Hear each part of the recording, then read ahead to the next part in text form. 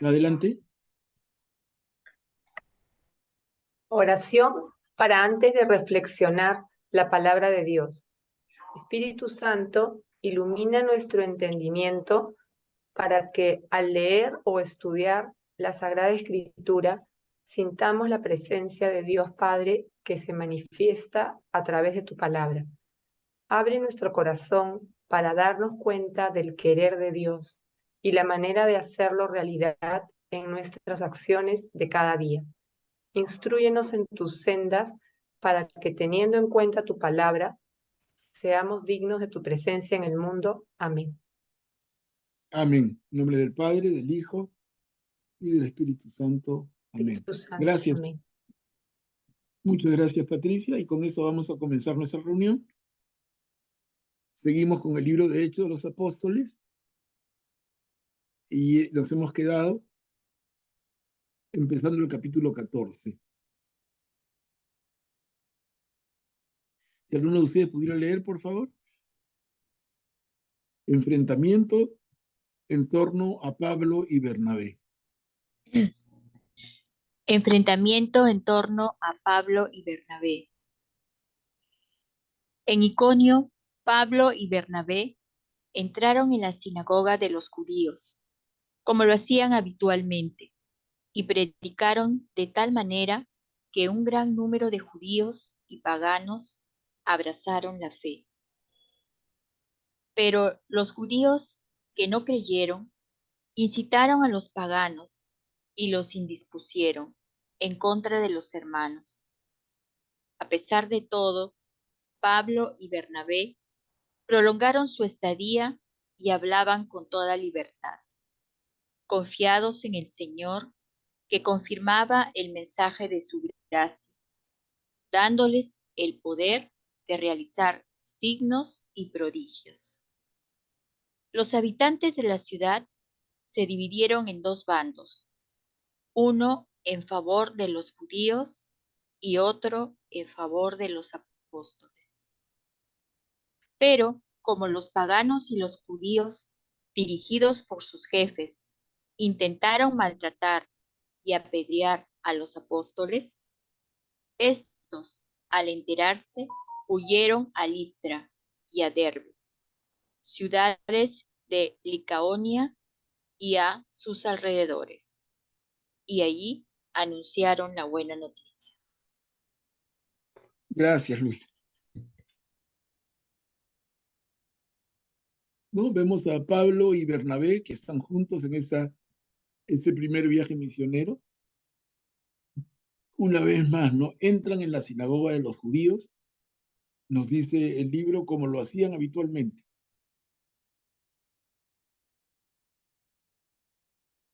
Pero surge una desavenencia y parece que bastante fuerte.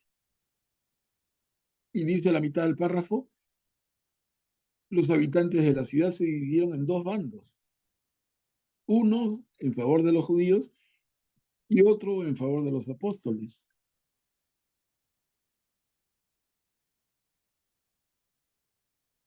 ¿Se ubican qué es lo que está pasando? Yo les comenté algo, ¿no? A ver si es que alguien nos ayuda.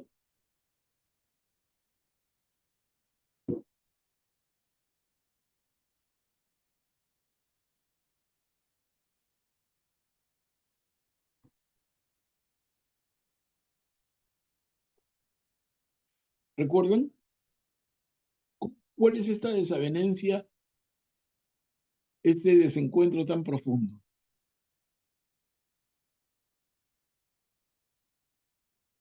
Porque discusiones menores pueden haber todo el tiempo, pero esta parece que es mucho más fuerte. Tanto que se dividen en dos bandos. ¿Nadie? ¿Podría ser, don Manuel, el problema de la circuncisión? ¿Podría ser? Exacto, Elena, ese es el tema. Okay. Exactamente. O sea, para los judíos o para muchos judíos convertidos en seguidores de Jesús, el hecho de que los paganos que quieran seguir a Jesús no se hayan circuncidado es un impedimento, porque ellos plantean que para ser seguidor de Jesús tienes que ser judío primero. Lo habíamos comentado bastante y acá está presente. Entonces, tener en cuenta estos elementos para poder seguir la lectura y no perdernos. ¿Ok? Y luego habla de sitios como Listra, Derbe, ciudades de Licaonia. Todo esto está ¿dónde? En la provincia romana de Asia, ¿no? Lo que conocemos hoy como es el lindo y gran país de Turquía. Continuamos a ver. Aclaración de un malentendido.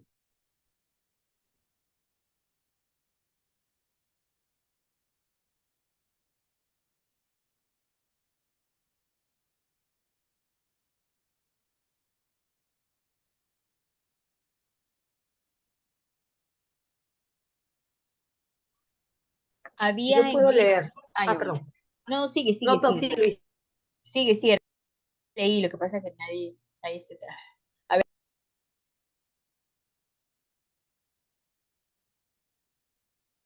Gracias, Luisa. Ya voy a leer. Aclaración de un malentendido.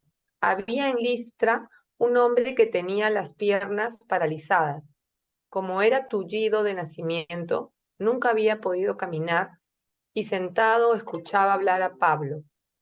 Este, mirándolo fijamente, vio que tenía la fe necesaria para ser curado y le dijo en voz alta: levántate y permanece erguido sobre tus pies. Él se levantó de un salto y comenzó a caminar. Al ver lo que Pablo acababa de hacer, la multitud comenzó a gritar en dialecto licaonio: los dioses han descendido hasta nosotros en forma humana, y daban a Bernabé el nombre de Júpiter y a Pablo el de Mercurio, porque era el que llevaba la palabra. El sacerdote del templo de Júpiter, que estaba a la entrada de la ciudad, trajo al atrio unos toros adornados de guirnaldas, y junto con la multitud se disponía a sacrificarlos. Cuando Pablo y Bernabé se enteraron de esto, rasgaron sus vestiduras y se precipitaron en medio de la muchedumbre, gritando: amigos, ¿qué están haciendo? Nosotros somos seres humanos como ustedes y hemos venido a anunciarles que deben abandonar esos ídolos para convertirse al Dios viviente que hizo el cielo y la tierra, el mar y todo lo que hay en ellos. En los tiempos pasados, Él permitió que las naciones siguieran sus propios caminos. Sin embargo, nunca dejó de dar testimonio de sí mismo, prodigando sus beneficios, enviando desde el cielo lluvias y estaciones fecundas, dando el alimento y llenando de alegría los corazones.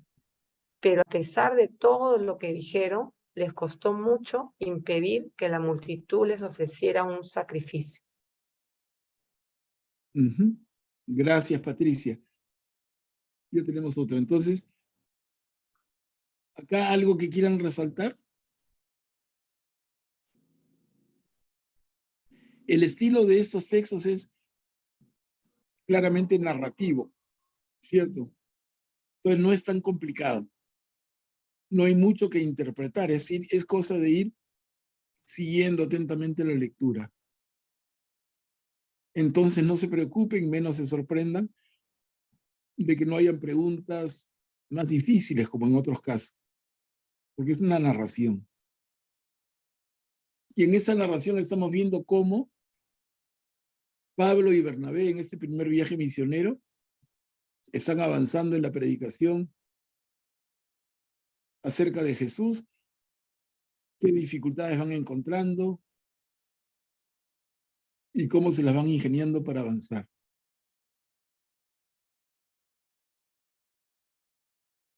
¿No? En este caso, llama la atención cómo la multitud en esta zona, que es una zona absolutamente influenciada por la cultura griega, ¿no? Les dicen, ustedes han Los dioses, perdón, han descendido hasta nosotros en forma humana, dice el texto en el segundo párrafo, y daban a Bernabé el nombre de Júpiter y a Pablo el de Mercurio.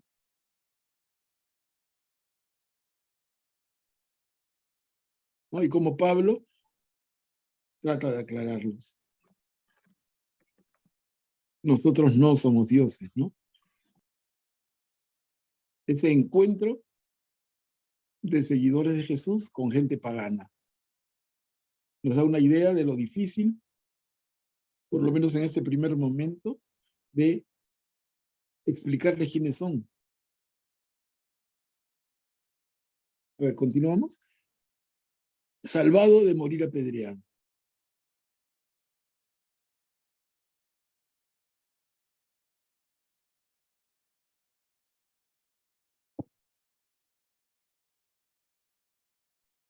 ¿Puedo leer?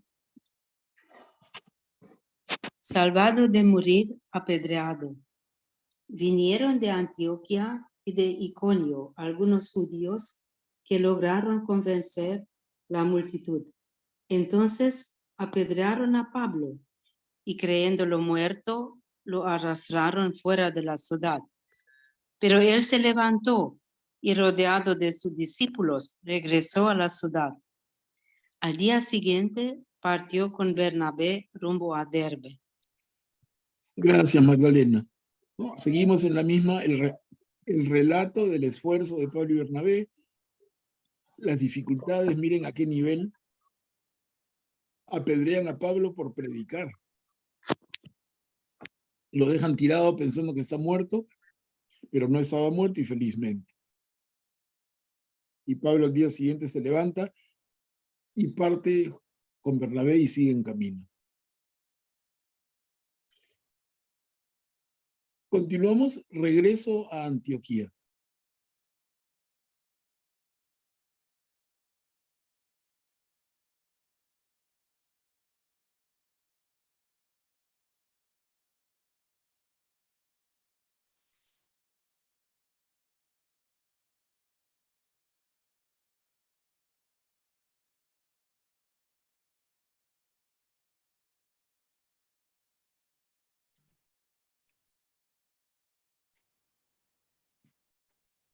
¿Puedo leer?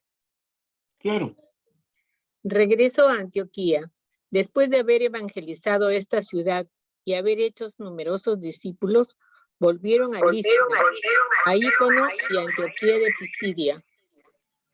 Confrontaron a sus discípulos y los exhortaron a perseverar en la fe, recordándoles que es necesario pasar por muchas tribulaciones para entrar en el reino de Dios.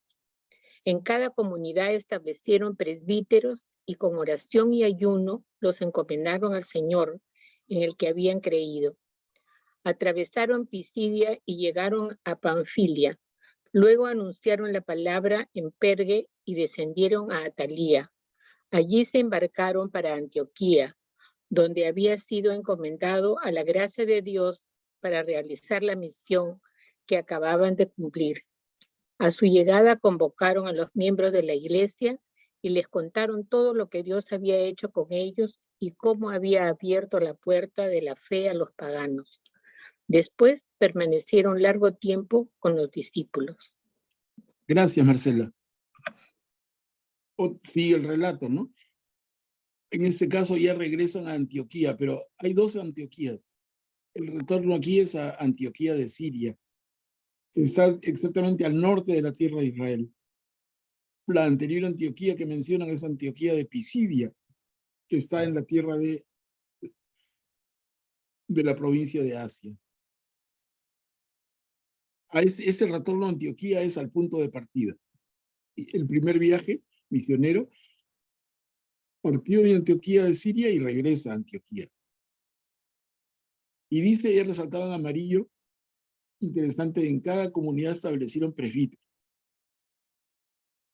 ¿Qué entender por esto? Miren, en cada comunidad establecieron presbíteros. Ya aparece el concepto, el término que tenemos hasta el día de hoy.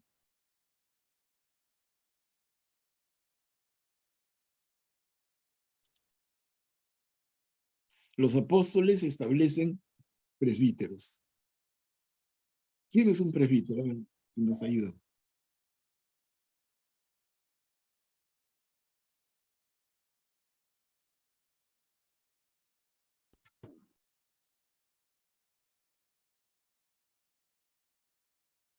Pero uno por uno, pues todos a la vez no se entiende. Ah, es, Hermano, bueno, sí.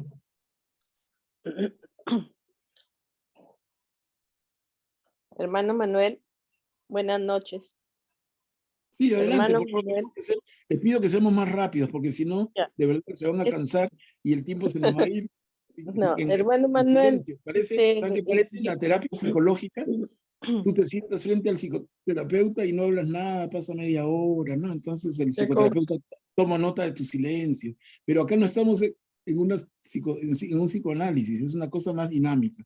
Pero les pido que estemos moscas, que con entusiasmo, si no de verdad perdemos mucho tiempo. ¿Es un sacerdote? Ya, claro. ¿Están todos en eso? Entonces, yo veo una sucesión, la sucesión de que Jesús dota mediante el Espíritu Santo a los apóstoles el encargo de la evangelización y la sucesión de los apóstoles a los presbíteros. Entonces, como muchas veces han ido a mi casa evangelistas, me dicen de que no es así. Pero acá claramente se ve que hay una sucesión, ¿no? Y sigue la sucesión hasta el día de hoy, pues, ¿no? Para evangelizar. Así nosotros que estamos con usted, también estamos aprendiendo para ampliar esa evangelización a los pueblos, a las comunidades, a los hogares. claro, Eso es lo que y acá creo. se nota, está perfecto, Norma. Y acá se nota por qué, ¿no? Porque miren, Pablo y Bernabé, en el caso concreto que estamos viendo, van de comunidad en comunidad, formando un grupo de seguidores de Jesús. Pero tienen que seguir camino. ¿Y quién queda a cargo cuando ellos se van? Dejan a un encargado. Ese encargado normalmente cumple algunas condiciones. Les decía, ese encargado de cada comunidad que dejan los evangelistas cumple algunas condiciones. Normalmente son gente anciana con una vida de fe, una vida muy transparente. No, son personas de las que no hay duda. Su pequeña sociedad las mira con respeto. Entonces, ellos son los elegidos como presbíteros. Y como dice nuestra hermana Norma, son los primeros sacerdotes. No, ellos no han seguido una formación sacerdotal, ni han hecho como ahora, ¿no? Para nada, absolutamente. Básicamente, son personas muy dignas, muy reconocidas en su pequeña comunidad y que reciben el encargo de los apóstoles para quedarse a cargo. Es como dice Norma entonces, esos son los primeros sacerdotes. Bonito cómo van apareciendo las cosas, ¿no?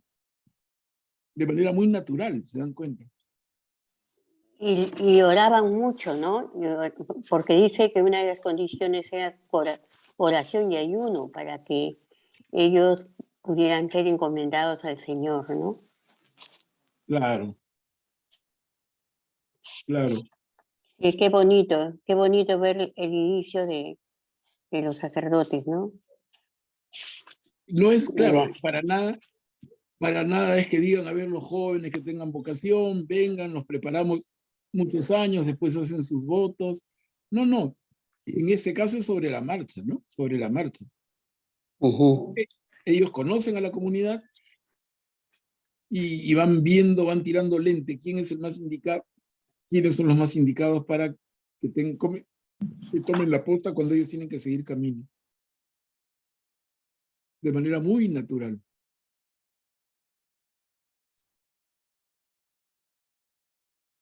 ¿Y cómo termina? Dice, a su llegada a Antioquía, que era el punto de partida, convocaron a los miembros de la iglesia y les contaron todo lo que Dios había hecho con ellos y cómo había abierto la puerta de la fe de los paganos.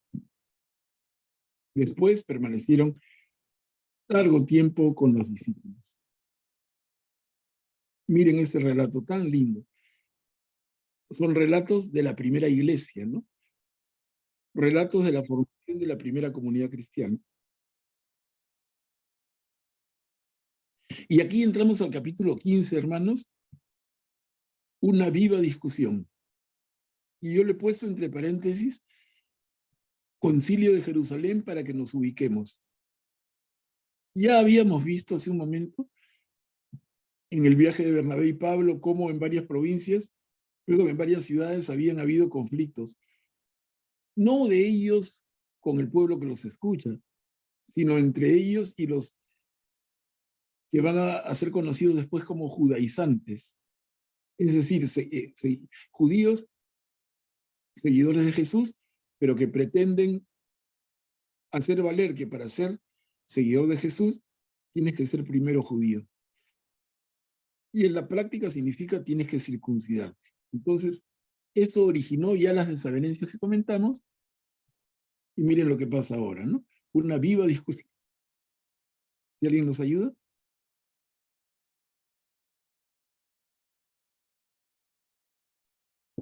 A ver, una viva discusión, dice. Hechos 15, del 1 al 6.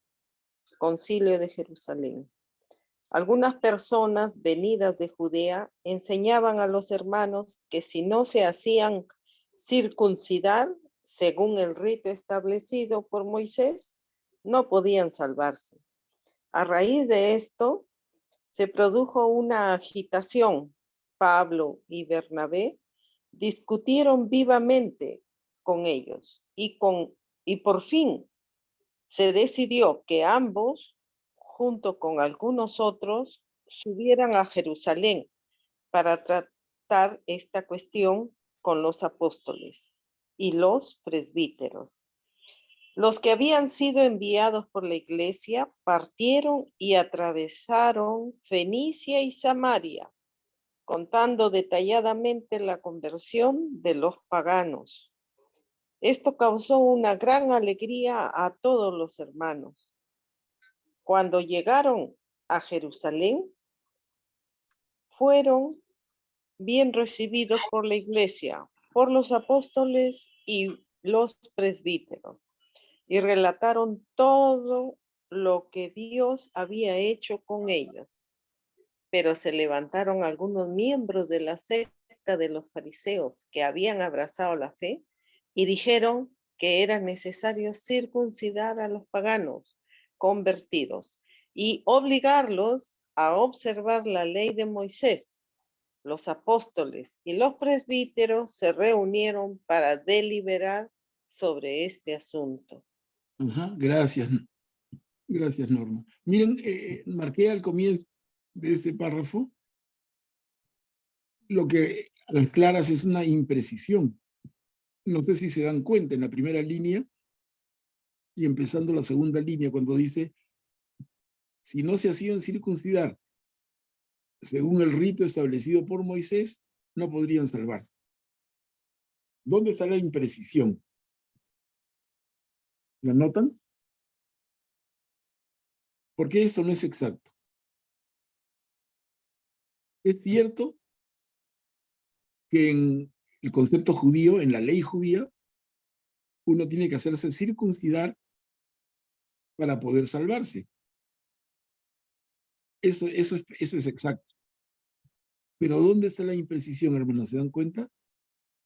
En que ese rito no fue establecido por Moisés. ¿Por quién fue establecido?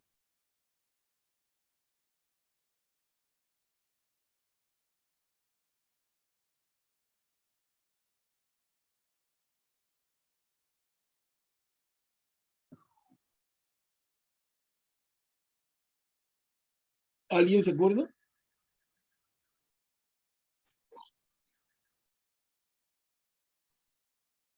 Eso, el rito fue establecido por Abraham. Y Abraham no es del tiempo de Moisés. Les digo algunas fechas mínimas que tienen que tener en su cabeza para que no se les haga un arroz con mango todo. Moisés vivió por el año 1200 antes de Cristo. Y Abraham vivió por el año 1900 antes de Cristo. Más o menos, estamos redondeando así, grueso, grueso, pero para que se ubiquen. Entonces Abraham vivió 700 años antes que Moisés. No 1, 2, 10. 700 años, imagínense. Si nosotros decimos, ¿quién vivió 700 años antes que yo? Y alguien dice Francisco Pizarro, hermanito, te quedaste bien corto. Si alguien dice Manco Cápac, todavía te quedas corto. Porque de aquí 700 años atrás en la historia del Perú, que no se llamaba Perú, es bien lejos. Les digo para que nos demos cuenta de las distancias en el tiempo, ¿no? Entonces, no es fácil confundir que el rito de la circuncisión fue establecido por Moisés. No, fue establecido por Abraham. ¿En qué circunstancias recuerdan? Cuando Dios le ofrece a Abraham y a su familia, le ofrece dos cosas, ¿no? Te daré tierra y descendencia. Y a cambio de eso, en esta alianza que estamos consagrando, tú vas a circuncidarte. Es como una boda en la cual la alianza se sella y la pareja se pone un anillo en el dedo del cónyuge y viceversa. Entonces, el anillo en señal de la alianza. En este caso, la señal de la alianza por el lado de Dios es: te daré tierra y descendencia, y tú, ser humano por tu lado, los varones se marcarán el cuerpo con la circuncisión. Esa es la señal de la alianza. Y ese es el sentido del rito de la circuncisión. En resumen, entonces, es de Abraham, no de Moisés. Por lo demás, está perfecto.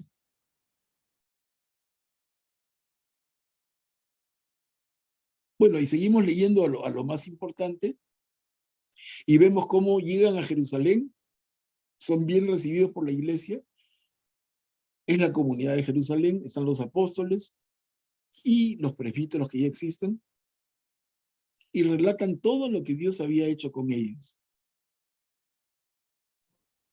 Antes de Miren, que sigas, he marcado a propósito, dice, pero se levantaron algunos miembros de la secta de los fariseos que habían abrazado la fe. ¿Cómo leer esto, no? La secta de los fariseos, claro, es el grupo de judíos que se han convertido en seguidores de Jesús. Algunos de ellos se levantan y dicen: es necesario circuncidar a los paganos y obligarlos a observar la ley de Moisés. Otra vez volvemos al punto de la pequeña crisis que comentamos. El punto es un tema mayor. No era un tema menor. Si fuera un tema menor, realmente pasaría mucho más suave. Podemos considerar con absoluta certeza que esta es una primera gran crisis de los seguidores de Jesús. Esa es una primera gran crisis de quienes después van a reconocer como cristianos. No sé si les queda claro. ¿Y cómo terminamos? Manuel Pablo, me queda una duda. A ver. Sabemos que Abraham fue el que inició la circuncisión, pero lo hizo para... La duda me queda, ¿no? Si bien es cierto, cuando Pablo y Bernabé estaban evangelizando y se da este suceso, esta discusión entre ellos, si la circuncisión o no la circuncisión. ¿Por qué Abraham inició la circuncisión? ¿Como signo de matrimonio, de boda, dices, o como signo de seguir a Dios? Como signo de boda, de ninguna manera. Pero sí, depende cómo entiendas, ¿no? Mira, ¿qué cosa es una boda? Es una alianza. Una boda es una alianza. Entonces, la circuncisión que establece Abraham no es en señal de una boda en el sentido estricto. No es un matrimonio, sino es una alianza, que si quieres es una boda mucho más elevada. Es una alianza entre el hombre y Dios, ¿no? Entonces, ¿en señal de qué este rito? En señal de la alianza entre Dios y el hombre. Dios le ofrece al hombre tierra y descendencia y le pide en contraprestación, marca tu cuerpo. Y la marca de tu cuerpo será la circuncisión. En el caso del varón. En el caso de la mujer va a ser un baño de inmersión. O sea, va a ser mucho más fácil por eso para las mujeres judías convertirse que para los varones judíos. Porque la mujer judía que dice yo quiero seguir a Jesús se somete a un baño de inmersión. Pero el hombre judío, el varón judío tiene que someterse a la circuncisión. En la práctica, ¿eso qué produce? Produce que muchos se queden en la puerta. Por eso hablamos de los prosélitos de la puerta. Muchos se quedan en la puerta literalmente, en el sentido de decir, me encanta Jesús, me he enamorado de Jesús, quiero seguir a Jesús, me comprometo con Jesús, pero sin circuncidarme, wiflas. Tremendo dolor, tremendo riesgo, ni hablar.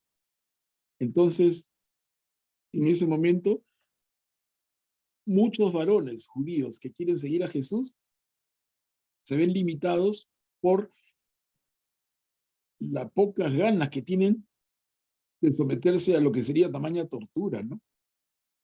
Una operación sin anestesia, sin antibióticos. Difícil para nosotros en el siglo XXI imaginar lo que significaría. Pero en la práctica, Pablo ve que hay muchos, les decía, muchos seguidores, perdón, muchos judíos que quieren seguir a Jesús, pero que ven en la práctica de la circuncisión un impedimento casi insuperable. Entonces Pablo, con mucho criterio, piensa en eliminar ese requisito, porque ¿para qué se necesita?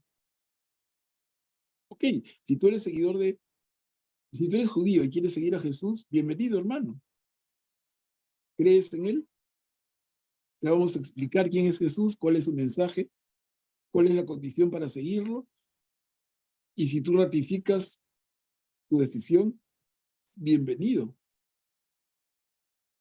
¿Por qué te tengo que imponer tamaña tortura, no? ¿Se dan cuenta? Y efectivamente, adelanto, a partir de que en esto que conocemos como el primer concilio de la Iglesia, el concilio de Jerusalén en el año 50, a partir de este concilio y a partir de lo que se va a decidir es que el número de seguidores de Jesús crece y crece y crece.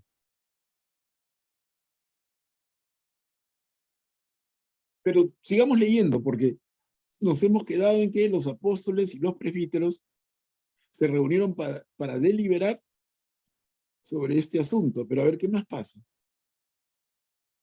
Pedro relata su experiencia.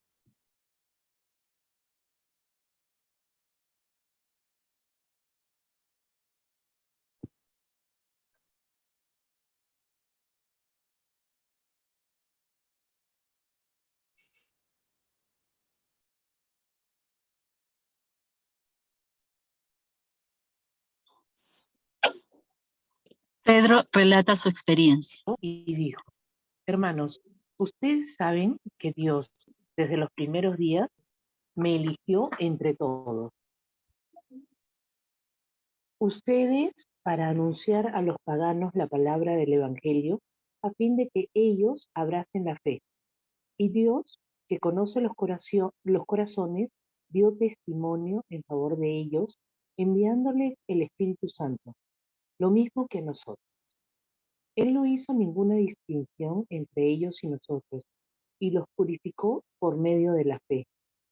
¿Por qué ahora ustedes tientan a Dios, pretendiendo imponer a los discípulos un yugo que ni nuestros padres ni nosotros pudimos soportar? Por el contrario, creemos que tanto ellos como nosotros somos salvados por la gracia del Señor Jesús. Gracias, Mari Carmen. Miren qué clarito. O sea, Pedro interviene. Pablo lleva la moción, pero Pedro interviene y miren de qué manera tan clara.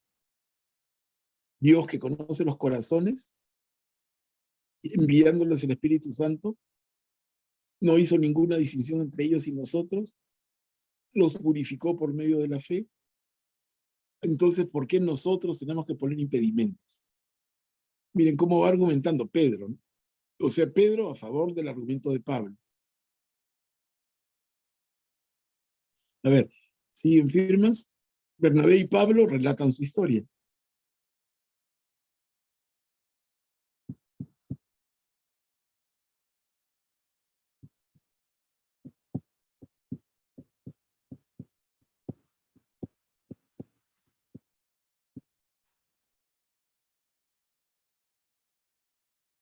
No funciona, no sé por qué no leen. Vamos a tener que cambiar, vamos a hacer una lista de lectores al comienzo, que yo los voy llamando, porque de verdad que es una tortura, ¿no? Después, toda la asamblea hizo silencio para oír a Bernabé y a Pablo, que comenzaron a relatar los signos y prodigios que Dios había realizado entre los paganos por intermedio de ellos. Claro, gracias Luisa. Entonces, allá habló Pedro, ahora Bernabé y Pablo relatan también su experiencia. Ahora Santiago. Santiago, que es el jefe de la comunidad de Jerusalén.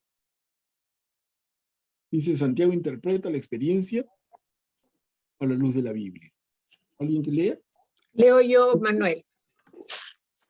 Cuando dejaron de hablar, Santiago tomó la palabra diciendo: hermano, les ruego que me escuchen. Simón les ha expuesto cómo Dios dispuso desde el principio elegir entre las naciones paganas un pueblo consagrado a su nombre.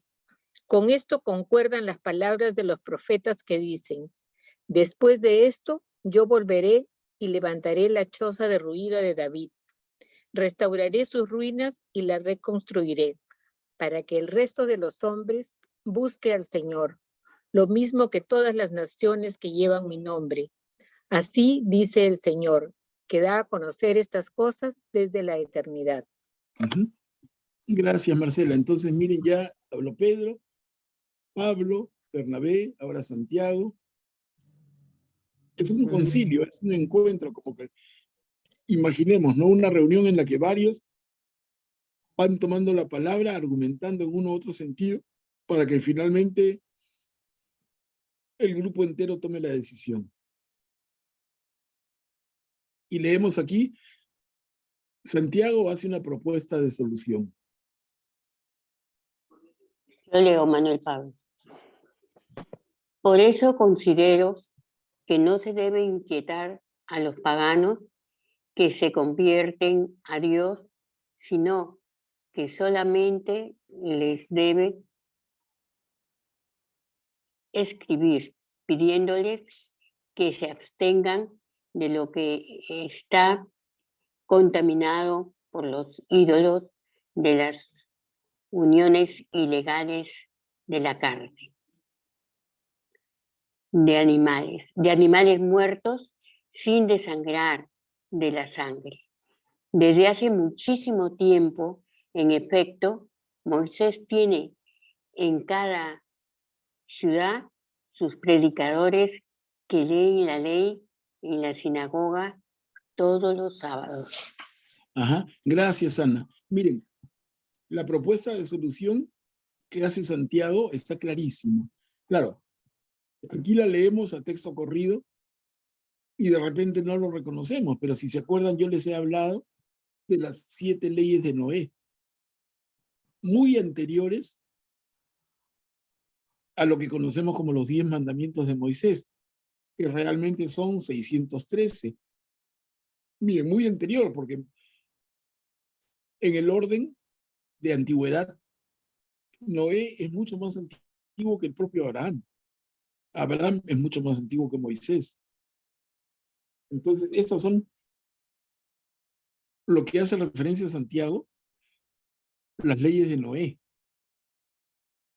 Entonces dice, por eso considero que no se debe inquietar a los paganos que se convierten a Dios, sino que solamente se les debe pedir, leeríamos, que sigan las leyes de Noé, que se abstengan de lo que está contaminado a los ídolos, de las uniones ideales, ilegales, de la carne de animales muertos sin desangrar y de la sangre. Miren, no sé si lo ven, para mí está clarito, clarito, clarito. Entonces, el acuerdo que propone Santiago es a ese pagano que decide luego de escuchar los mensajes de los apóstoles, decide seguir a Jesús y comprometerse en el camino de Jesús, ¿qué hay que pedirle? Hay que pedirle que siga ese mínimo de mínimos que son las leyes de Noé, que están ahí anotadas. Y no tenemos por qué pedirle más. Sigue los 10 mandamientos, que es muy parecido, pero más todavía. Sigue todos los preceptos judíos y además, circuncídate. No, ¿por qué? No es necesario. Miren, ya lo dijo Pedro, lo dijo Pablo, lo dijo Bernabé, y lo dice Santiago y lo precisa. Miren qué interesante. Imaginemos ese cónclave, esa reunión, ese pequeño congreso. Están presentando esos argumentos. Los judíos que mantienen su posición han explicado por qué deben circuncidarse y cumplir todo. Pero aquí están habiendo las voces de los apóstoles, como estamos leyendo.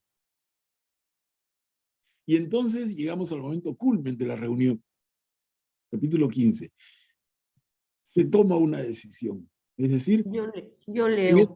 En esta reunión de los apóstoles en Jerusalén, se ha planteado el problema, se han esgrimido argumentos en uno y otro sentido, y aquí se toma una reunión. A ver, adelante.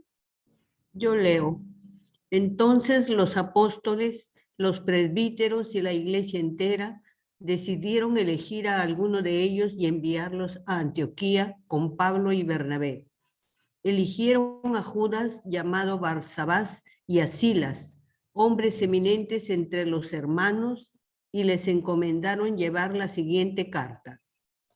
Los apóstoles y los presbíteros saludamos fraternalmente a los hermanos de origen pagano que están en Antioquía, en Siria y en Cilicia.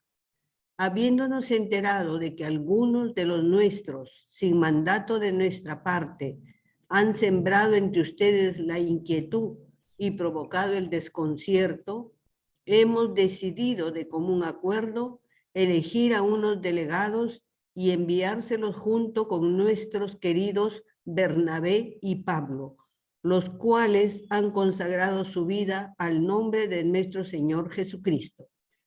Por eso les enviamos a Judas y a Silas, quienes les transmitirán de viva voz este mismo mensaje.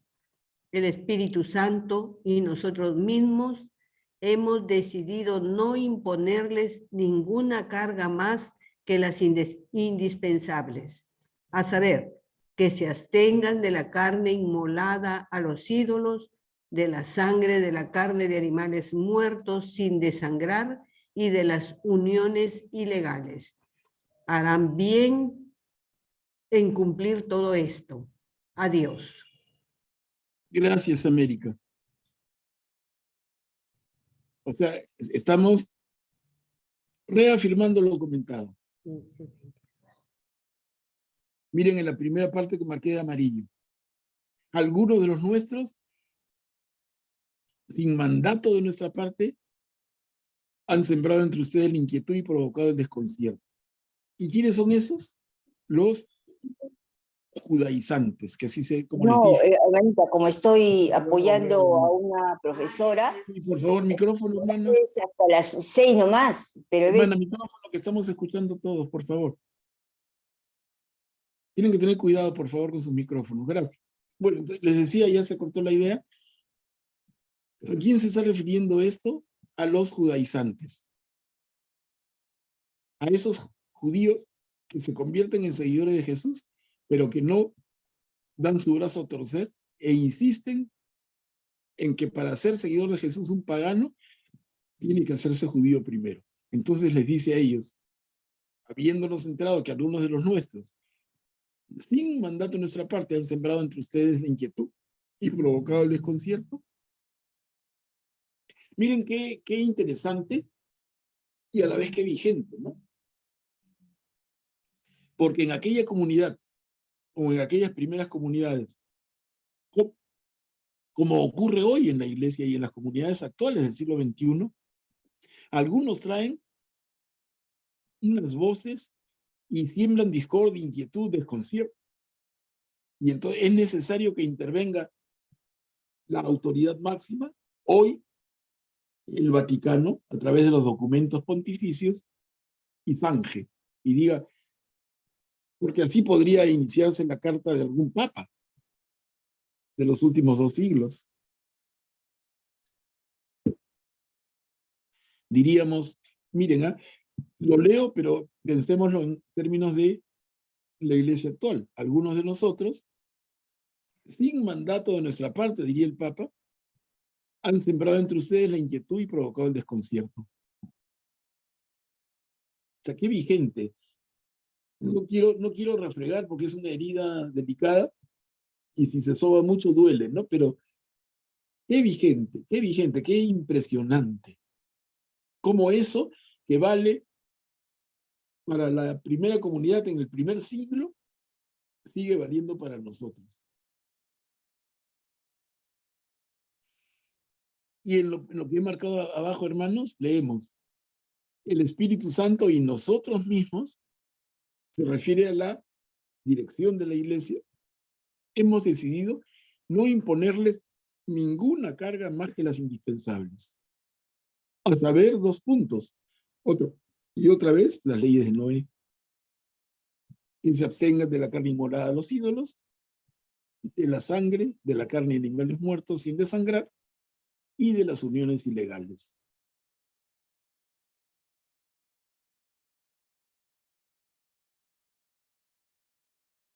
Carne inmolada a los ídolos.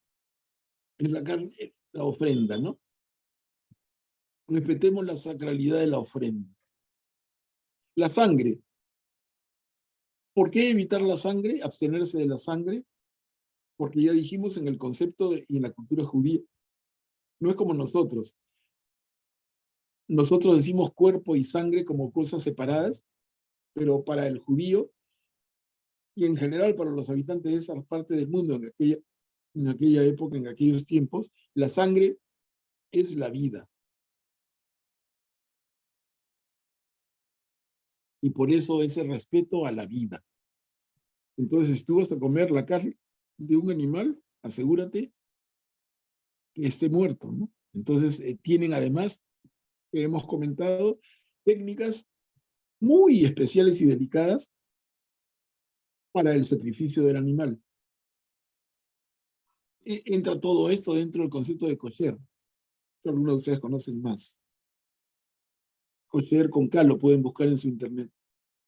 Entonces, abstenerse de la carne inmolada a los ídolos, abstenerse de la sangre, abstenerse de la carne de animales muertos sin desangrar, porque el animal muerto sin desangrar tiene vida, en este sentido no está muerto. Entonces, separar el animal de la sangre y te comes la carne del animal magra, ¿no? perdón, más que magra, sin sangre. Y las uniones ilegales. Un tema desde ahí para nosotros fundamental, en lo que significa la relación matrimonial. ¿Se dan cuenta entonces, hermanas, hermanos, cómo se va resolviendo ese primer conflicto? ¿Queda claro? Les digo, a mí me queda clarito, pero no sé si a alguno de ustedes le queda todavía alguna duda.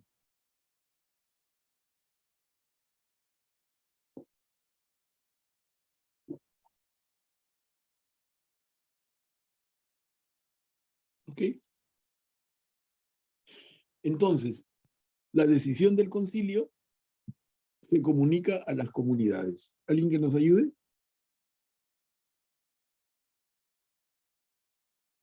¿Puedo leer? A ver. La decisión del concilio se comunica a las comunidades. Los delegados, después de ser despedidos, descendieron a Antioquía, donde convocaron a la asamblea y le entregaron la carta. Esta fue leída y todos se alegraron por el aliento que les daba. Judas y Silas, que eran profetas, exhortaron a sus hermanos y los confirmaron, hablándoles largamente. Al cabo de un tiempo, los hermanos los enviaron nuevamente a la comunidad que les había elegido, despidiéndolos en paz. Como Silas creyó que debía quedarse, Judas partió solo. Pablo y Bernabé permanecieron en Antioquía enseñando y anunciando la buena noticia de la palabra del Señor junto con muchos otros. Gracias, Giovanna. Sigue el relato. ¿Cómo concluye esto? No solamente es que en Jerusalén se toma la decisión, sino se comunica. Y no la comunican, diríamos, los propios interesados, que son Pablo y Bernabé, ¿no? Sino que van otros y van con documento escrito, con carta, y la leen. ¿Qué tal anticipo de las encíclicas de los papas, ¿no? Impresionante. Y en general de los documentos pontificios.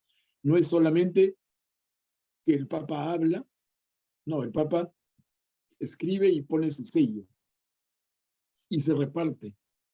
Y todo el mundo puede leerlo y creer, ¿no? Aún así, hay personas que siguen haciendo bulla en esta época y hasta ahora. En función de esto hay una frase, que aprovecho de comentárselas rápidamente, que viene desde muchos años, muchos siglos atrás, en latín. La frase dice, Roma locuta causa finita. O sea, Roma habló, se cierra el tema. ¿No? Habló Roma, no hay más que decir. Entonces, hay controversia hasta que habla Roma, hasta que habla la autoridad. Una vez que la autoridad habla, todo el mundo en silencio. Zanjado el tema, ¿no? La frase, repito, en latín al que quiera tomar nota. Roma locuta causa finita. Vale desde entonces y hasta ahora.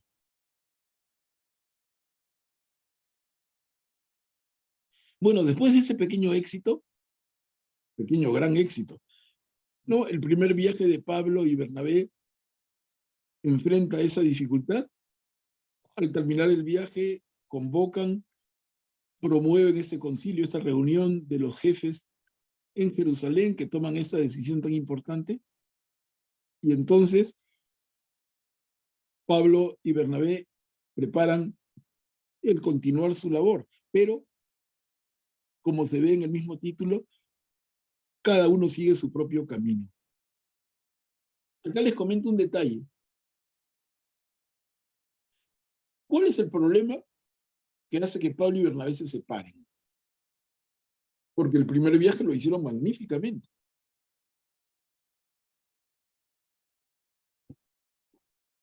Han jugado en pared y han hecho un trabajo excelente.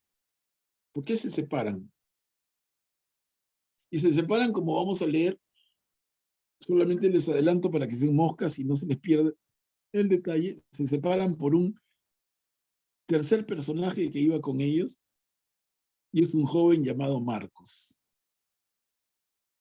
un joven Marcos, hijo de una señora muy amiga de Jesús y los apóstoles, de nombre María, María de Jerusalén.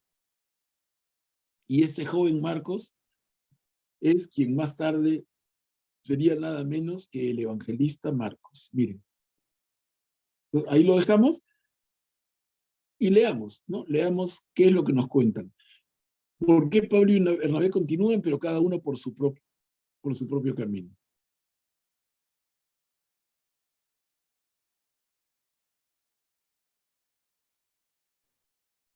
Algún Yo tiempo leo. de... No, continúa, continúa.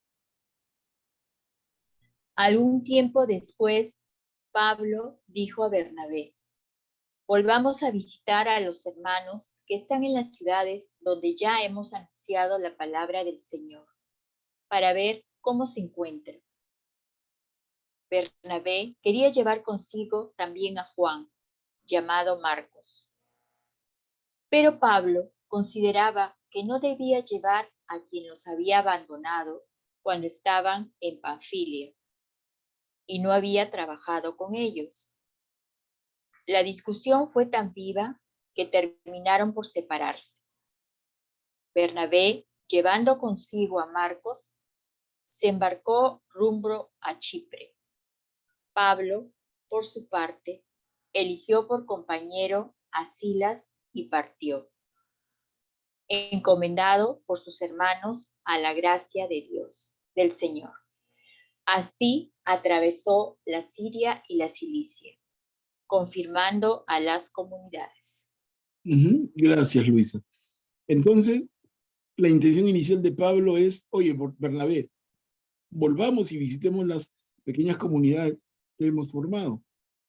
Pero Pablo quiere llevar a Marcos y ahí se origina la discusión, como les adelantaba hace un minuto. El joven Marcos parece que a los ojos de Pablo había actuado mal. Chico engreído, jovencito, ¿no? Los abandonó en mitad del primer viaje y Pablo dice, ya con Marcos otra vez ya no voy. Pero Bernabé era tío de Marcos, era pariente cercanísimo de María y insiste en llevarlo y ese es motivo de discusión. Miren, qué fuerte discusión para que cada uno vaya por su lado. Y aquí tenemos una característica del fuerte temperamento de Pablo. Pablo, así de lindo como es, así de lleno del Espíritu Santo como está, es un ser humano apasionado, terco. Y aquí vemos una pincelada de su temperamento, ¿no? Se termina por separar luego de una discusión muy viva. Y cada uno por su lado. Y Pablo en ese segundo viaje se va con Silas, a quien acababa de conocer cuando salieron después del primer concilio, ¿no? Acabamos de leerlo. Y Silas se va a convertir en un fiel seguidor de Pablo. Y fiel acompañante, claro, seguidor de Jesús finalmente, pero muy fiel a Pablo.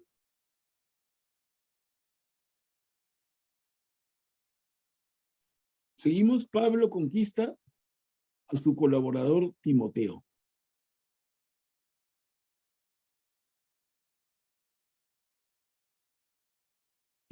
Quizá Mariana, que ibas a leer en antes.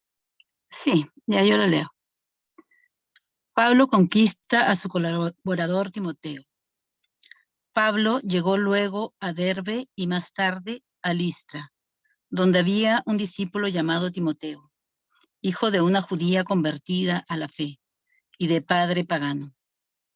Timoteo gozaba de buena fama entre los hermanos de Listra y de Iconio.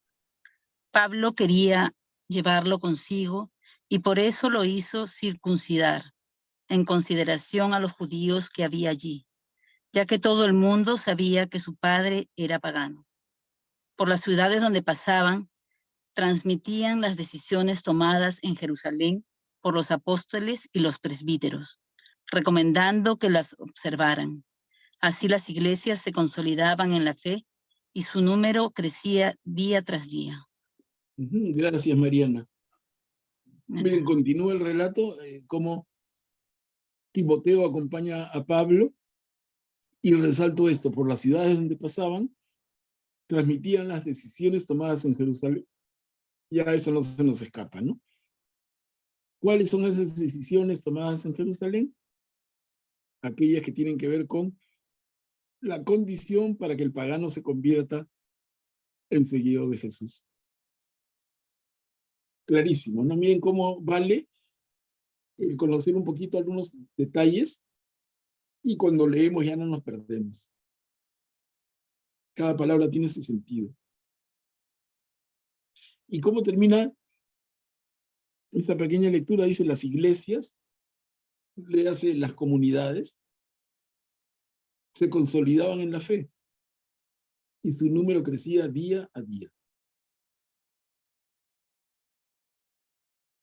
¿Qué tal trabajito de Pablo, no?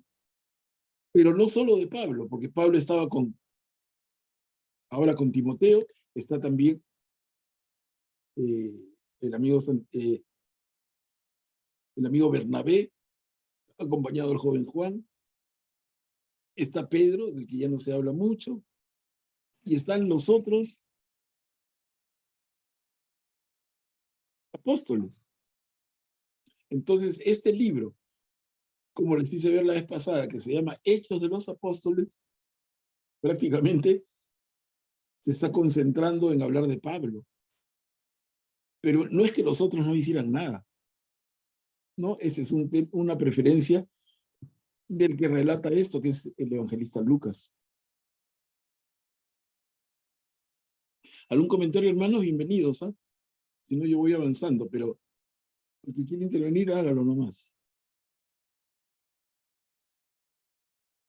El evangelio llega a Europa.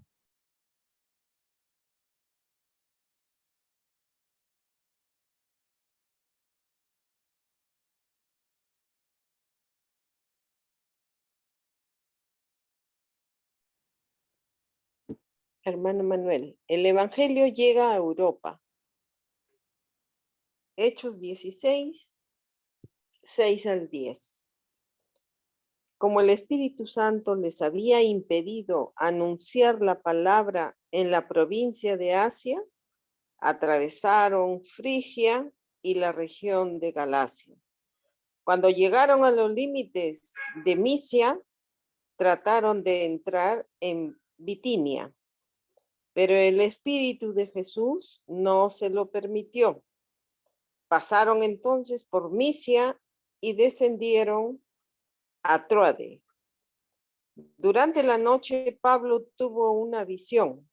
Vio a un macedonio de pie que le rogaba, ven hasta Macedonia y ayúdanos. Apenas tuvo esa visión, tratamos de partir para Macedonia, convencidos de que Dios nos llama para que se evangelizáramos, ¿no? Listo, gracias, hermano. Entonces, miren acá, continúa el relato, y como Pablo tiene una visión mientras duerme, un macedonio que lo llama, ¿no? Interesante, ¿por qué? Porque Macedonia, si ubican ustedes en el mapa, está sobre Grecia. Hoy es parte de Grecia. Macedonia, ¿no? El norte de Grecia.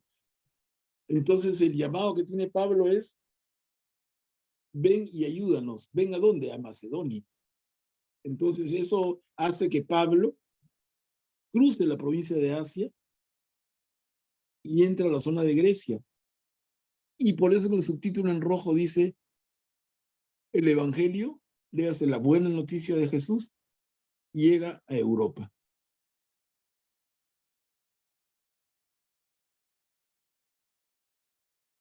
¿Ok? ¿Cómo se va expandiendo? Y luego tenemos esto. Pablo funda una comunidad cristiana en Filipos. Les adelanto también, Filipos, ¿dónde queda? En Grecia. O sea, ya estamos en la parte este de Europa. Ya la predicación ha entrado a Europa. Filipos. ¿Alguien que nos ayude a leer?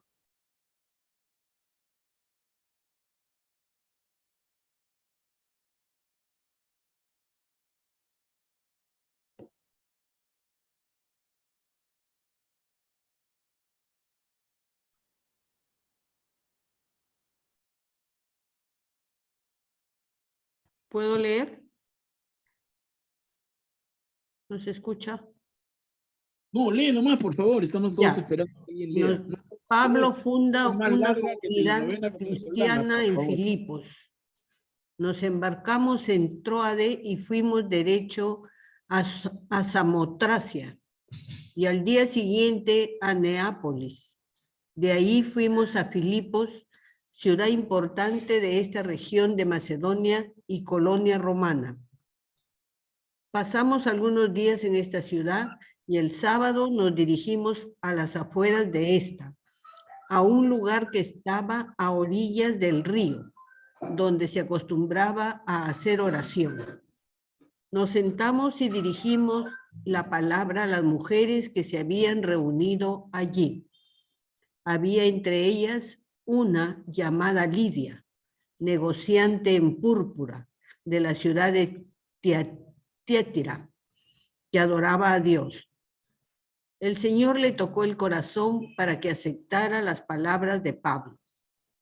Después de bautizarse, junto con su familia, nos pidió: si ustedes consideran que he creído verdaderamente en el Señor, vengan a alojarse en mi casa. Y nos obligó a hacerlo. Gracias, América. Miren, entonces, sigue la labor apostólica, sigue avanzando, siguen ganando adeptos para la causa de Jesús. Y tenemos aquí, Pablo libera a una esclava de un espíritu maligno. ¿Alguien que lea, por favor? Sí, hermano Pablo.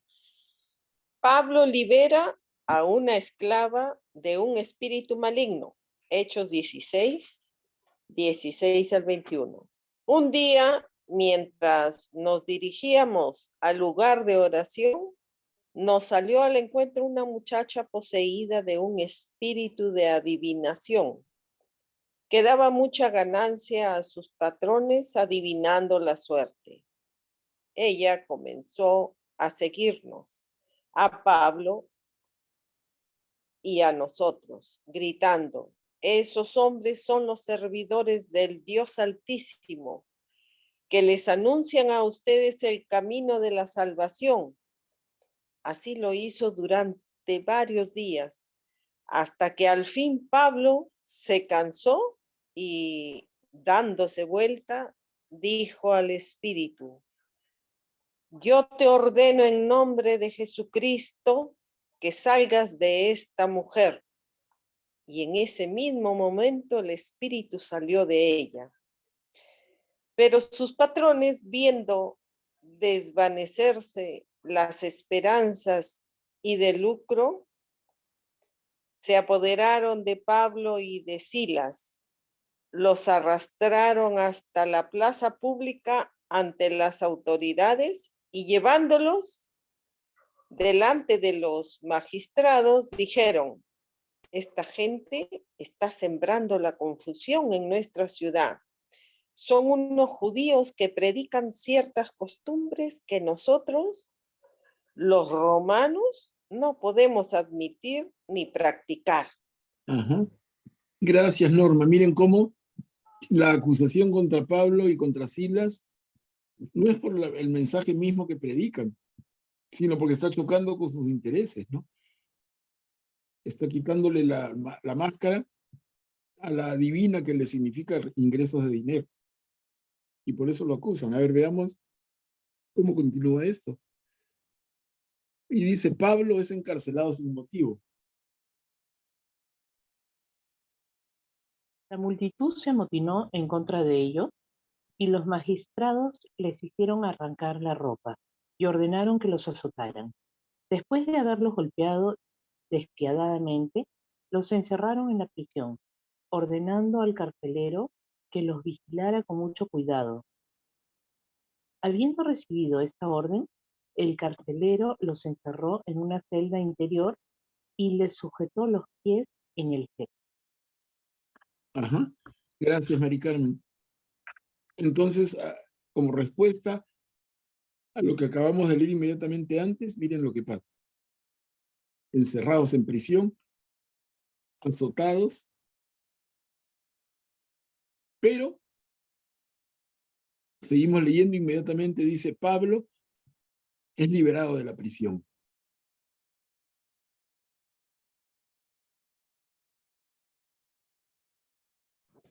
Leo, cerca de la medianoche, Pablo y Silas oraban y cantaban, alabanzas de Dios, y cantaban alabanzas de Dios, mientras los otros prisioneros escuchaban. De pronto la tierra comenzó a temblar tan violentamente que se conmovieron los cimientos de la cárcel. Y en un instante todas las puertas se abrieron y las cadenas de los prisioneros se soltaron.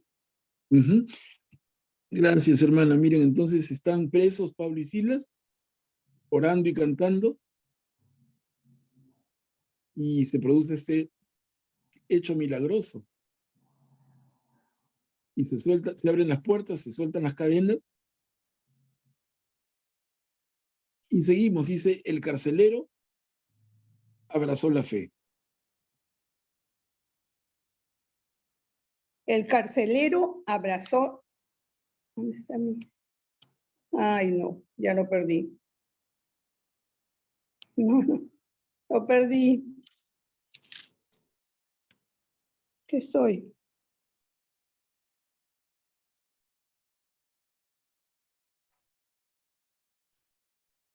Yo lo leo. El carcelero se despertó sobresaltado y al ver abiertas las puertas de la prisión, desenvainó su espada con la intención de matarse, creyendo que los prisioneros se habían escapado. Pero Pablo le gritó: no te hagas ningún mal, estamos todos aquí. El carcelero pidió unas antorchas, entró precipitadamente en la celda y temblando se echó a los pies de Pablo y de Silas. Luego los hizo salir y les preguntó: señores, ¿qué debo hacer para alcanzar la salvación? Ellos le respondieron: cree en el Señor Jesús y te salvarás, tú y toda tu familia. Enseguida le anunciaron la palabra del Señor, y él y a todos los de su casa. A esa misma hora de la noche, el carcelero les atendió y curó sus llagas. Inmediatamente después, fue bautizado junto con toda su familia. Luego los hizo subir a su casa y preparó la mesa para festejar con los suyos la alegría de haber creído en Dios. Gracias, Mariana. Miren qué lindo relato, ¿no? El carcelero se convierte en seguidor. Lindo relato. Continuamos otro poquito. Pablo insiste en su derecho.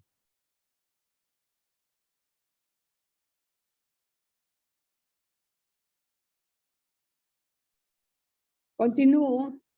Cuando ¿Ya? amaneció, los magistrados enviaron a los inspectores para que dijeran al carcelero: deja en libertad a esos hombres. El carcelero comunicó entonces a Pablo: los magistrados me mandaron a decir que los deje en libertad. Por lo tanto, salgan y vayan en paz. Pero Pablo respondió a los inspectores: ellos nos hicieron azotar públicamente sin juicio previo. A nosotros que somos ciudadanos romanos, y nos pusieron en la cárcel y ahora nos quieren hacer salir a escondidas. De ninguna manera, que vengan ellos en persona a dejarnos en libertad. Los inspectores repitieron estas palabras a los magistrados.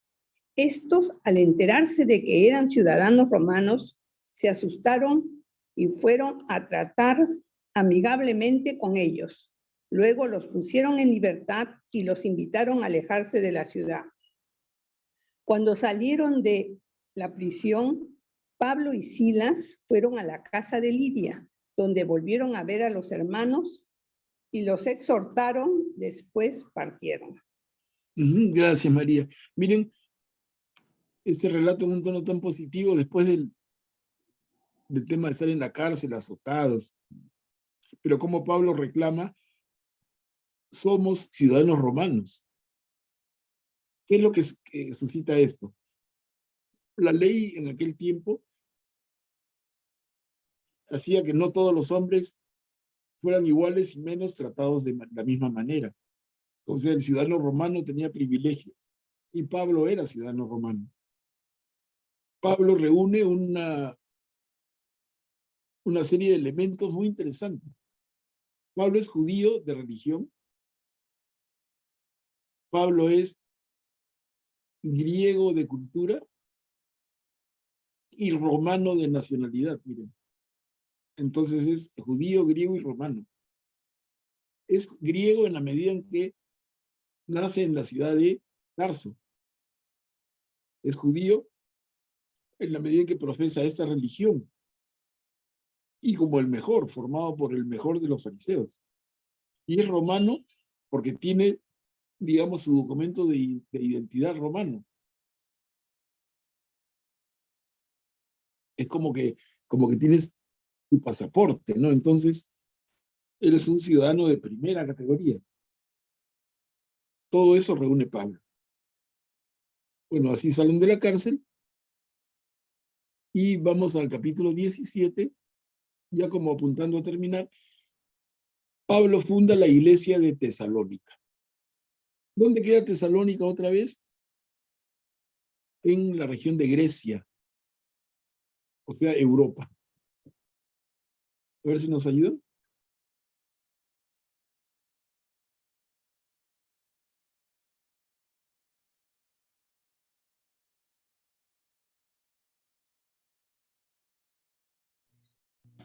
Atravesaron Anfípolis y Apolonia y llegaron a Tesalónica, donde los judíos tenían una sinagoga. Pablo, como de costumbre, se dirigió a ellos y discutió durante 3 sábados, basándose en la Escritura. Explicaba los textos y demostraba que el Mesías debía sufrir y resucitar de entre los muertos. Y el Mesías, afirmaba, es este Jesús que yo les anuncio. Algunos se convencieron y se unieron al grupo de Pablo y de Silas, lo mismo que un gran número de adoradores de Dios, de paganos y no pocas mujeres influyentes. Llenos de envidia, los judíos reunieron un grupo de gente de la calle y promovieron un alboroto, sembrando la agitación en la ciudad. Entonces se presentaron delante de la casa de Jasón, en busca de Pablo y de Silas, para conducirlos ante la asamblea del pueblo. Como no los encontraron, arrastraron a Jasón y a algunos hermanos ante los magistrados de la ciudad, gritando, esos que han revolucionado todo el mundo han venido también aquí, y Jasón los ha recibido en su casa. Toda esta gente contraviene los edictos del emperador, pretendiendo que hay otro rey, llamado Jesús. Estos gritos impresionaron mucho a la multitud y a los magistrados, y solamente después de haber exigido una fianza de parte de Jasón y de los otros, los pusieron en libertad. Gracias, Luisa. Y sigue el relato. ¿Se dan cuenta cómo va siendo? Y, hermanos, vamos a leer esto y nos quedamos ahí, ¿no? Pablo funda una comunidad en Berea.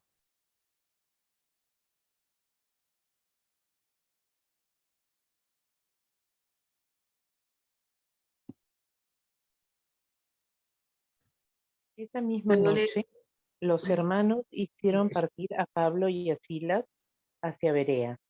En cuanto llegaron, se dirigieron a la sinagoga de los judíos.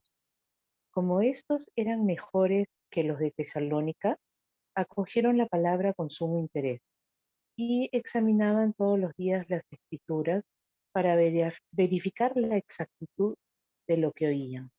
Muchos de ellos abrazaron la fe, lo mismo que algunos paganos, entre los cuales había mujeres de la aristocracia y un buen número de hombres.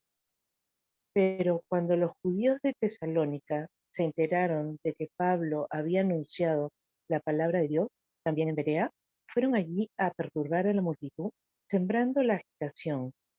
Entonces los hermanos hicieron partir inmediatamente a Pablo en dirección al mar. Silas y Timoteo, en cambio, permanecieron allí.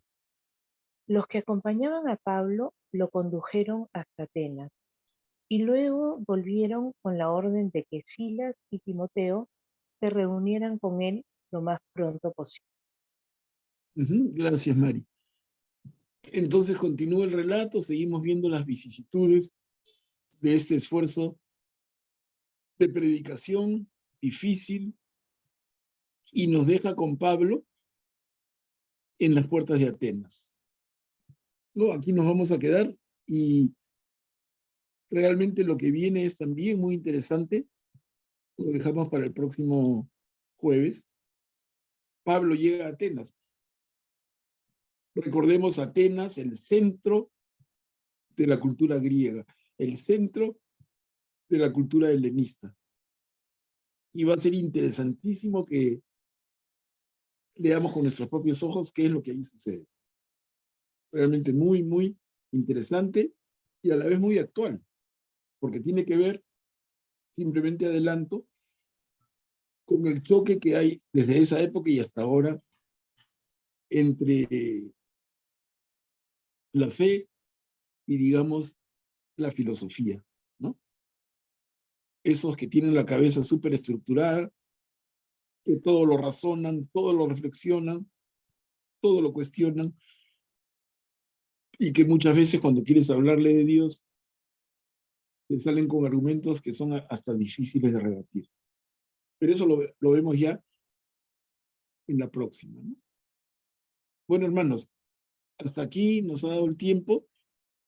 No sé si alguno de ustedes quisiera hacer una reflexión final, alguna intervención, algún tema que haya quedado. Va quedando claro el tenor del libro de Hechos de los Apóstoles, ¿no? Es un relato, como decíamos y estamos confirmando, es un relato de cómo se van conformando las primeras comunidades de seguidores de Jesús, y el enfoque está centrado prácticamente en Pablo. Un poco en Pedro, mucho en Pablo. Pero alguien me podría decir con toda razón, oye, ¿no es que son 12 apóstoles? Si se llama Hechos de los Apóstoles, ¿por qué no le dedica unas líneas a los demás? Y la razón es bien clara, ¿no? Es que el que escribe este libro es Lucas. Y Lucas es el fiel seguidor de Pablo. Entonces, él tiene su corazoncito, él tiene sus experiencias, y él escoge, pues. Anda, dile que no escoja. Él en toda su libertad, él escoge a Pablo. Si fueran otros los autores, habrían seguramente otros textos. Pero eso es lo que tenemos, y en buena hora. Bueno, hermanos, entonces, quedemos aquí. Si alguien, por favor, nos pudiera ayudar para despedir la reunión con una oración. Yo, hermano. Adelante, gracias. Te queremos dar gracias, Señor, por esta noche en que tú has querido darte a conocer a través de tu palabra. Queremos conocerte cada día más, para amarte más como tú nos amas, aunque nuestro amor es imperfecto, limitado, no como el tuyo, que eres la plenitud del amor. Señor, que no nos desanimemos nunca de querer conocerte más y más, que tú eres nuestro Dios, nuestro Salvador y Redentor. Contigo lo somos y podemos todo. En mérito a ello, te decimos con todo el corazón: Padre nuestro que estás en el cielo, santificado sea tu nombre. Venga a nosotros tu reino. Hágase tu voluntad en la tierra como en el cielo. Danos hoy nuestro pan de cada día. Perdona nuestras ofensas, como también nosotros perdonamos a los que nos ofenden. No nos dejes caer en la tentación y líbranos del mal. Amén. En nombre del Padre, del Hijo y del Espíritu Santo. Muchas gracias, Luisa. Y muchas gracias a todos ustedes, hermanos, hermanas, por acompañarnos una semana más. Muchas Gracias, Manuel Pablo. Y gracias, Gracias. hermana. Gracias, María Carmen. Gracias, buenas noches. Gracias, María Gracias. Carmen.